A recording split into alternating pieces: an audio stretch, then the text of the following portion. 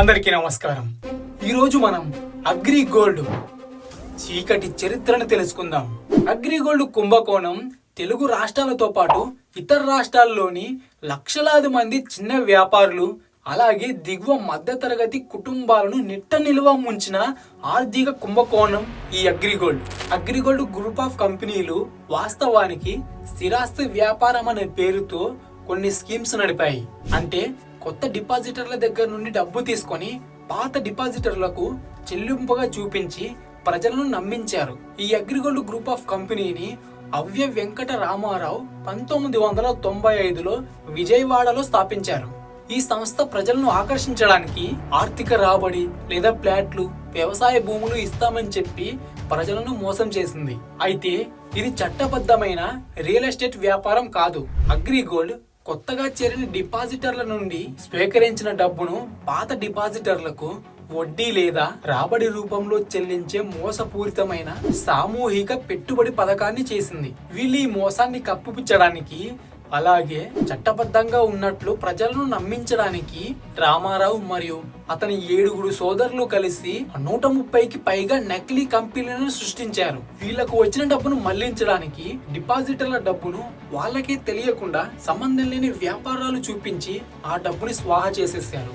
ఈ కుంభకోణం ఎప్పుడు వెలుగులోకి వచ్చిందంటే 2014 నవంబర్లో ఈ సంస్థ చెల్లింపు చేయడంలో విఫలమైంది. వీళ్ళు డిపాజిటర్లకు ఇచ్చిన చెక్కులు బౌన్స్ అయ్యి వాళ్లకు వడ్డీ రావడం ఆగిపోయింది. 2015 జనవరి నాటికి ప్రజలందరూ ఇక్కడ ఏదో స్కామ్ జరుగుతుంది అని గమనించి లక్షలాది మంది తమ డబ్బు తిరిగి ఇవ్వాలని కోరుతూ కంపెనీ వద్దకు వచ్చారు. అప్పుడే ప్రజలందరికీ అర్థమైపోయింది మనం మోసపోయాంరా అని.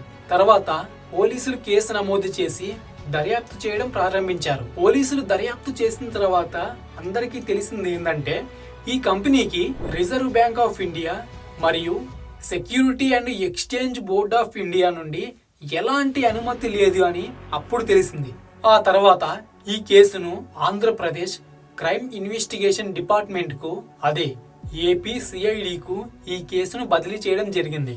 ఈ కుంభకోణంలో దాదాపు 32 లక్షల మంది డిపాజిటర్లు ఉన్నారు. వారి దగ్గర నుండి సుమారుగా 6,380 కోట్లు వసూలు చేశారు. ఈ కుంభకోణంలో చిన్న వ్యాపారులు, రోజువారీ కూలీలు, మరీ ముఖ్యంగా తమ జీవితకాలపు పొదుపును కోల్పోయిన వారు చాలా మంది ఉన్నారు. చాలా మంది ఆత్మహత్యలు కూడా చేసుకున్నారు.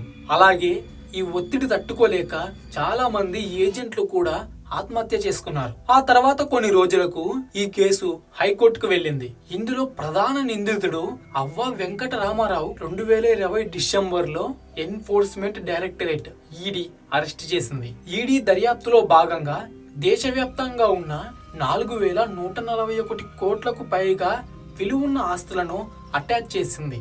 అవే వ్యవసాయ భూములు, ప్లాట్లు, ఇలా అటాచ్ చేసిన ఆస్తులను వేలం వేసి బాధితులకు చెల్లించే ప్రక్రియ న్యాయస్థానాల ఆదేశాల మేరకు కొనసాగుతుంది.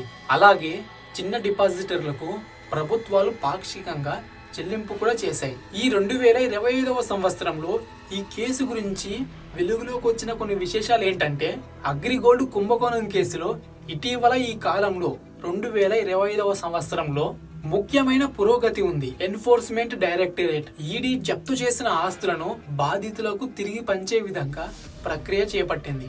2025 ఫిబ్రవరిలో ఈడీ అటాచ్ చేసిన ఆస్తులు 3,339 కోట్ల విలువైన ఆస్తులను విడుదల చేయడానికి కోర్టు అనుమతిచ్చింది. ప్రస్తుతం వాటి మార్కెట్ విలువ 6,000 కోట్లకు పైగానే ఉంది. అలాగే ఈ సంవత్సరం 2025 జూన్ నెలలో ఈడీ మరో 611 కోట్ల విలువైన ఆస్తులను ఆంధ్రప్రదేశ్ సిఐడికి అప్పగించింది. వాటి ప్రస్తుత విలువ 1000 కోట్లు. ఇప్పటి వరకు ఈడీ 3,950 కోట్ల విలువైన ఆస్తులను బాధితులకు పంపిణీ చేసే విధంగా ఏర్పాటు చేసింది. ఈ కుంభకోణంలో ఏపీ, తెలంగాణ, కర్ణాటక బాధితులు చాలా ఎక్కువ ఉన్నారు. ఈ కుంభకోణంలో ఈడీ మొత్తం 36 మంది నిందితులను అరెస్టు చేసింది. 2024 నవంబర్ మరియు 2025 ఫిబ్రవరిలో వారిని కోర్టు ముందు పెట్టింది. ఆ తర్వాత కోర్టు ఆదేశాల మేరకు జప్తు చేసిన ఆస్తులను వేలం వేసి ఆంధ్రప్రదేశ్ ఫైనాన్షియల్ ఎస్టాబ్లిష్మెంట్ డిపాజిటర్ల రక్షణ చట్టం ఏపీపీడీఎఫ్ఈ యాక్ట్ నిబంధనల ప్రకారం బాధితులకు పరిహారం అందజేసే ప్రక్రియ కొనసాగుతుంది. అలాగే ఆంధ్రప్రదేశ్ ప్రభుత్వం గతంలో చిన్న డిపాజిటర్లకు కొంత మొత్తాన్ని నేరుగా చెల్లింపు చేసింది. ఇదే మిత్రులారా వీడియో. ఈ వీడియో నచ్చితే మన వీడియోని లైక్ చేయండి, షేర్ చేయండి, అలాగే మన ఛానల్ని సబ్స్క్రైబ్ చేసుకోండి. మరో కొత్త వీడియోతో మీ ముందుకు వస్తా.